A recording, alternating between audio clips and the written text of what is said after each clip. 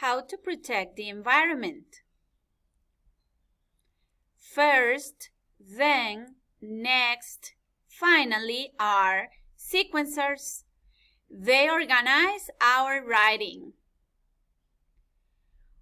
We can have this list of sentences and place them next to the corresponding sequencer based on where they are located. For example, it says, "My school is a beautiful place." We protect the environment by doing different things. We reduce electricity use. We switch from paper to digital. And we like to plant trees. We also preserve water. So what is the first thing we do in our school based on the text?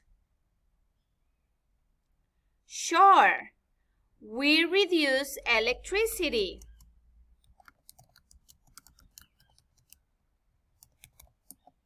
Then, sure, we switch from paper to digital. It says, and we like to plant trees. So, next, we like to plant trees. The final one would be, we also preserve water.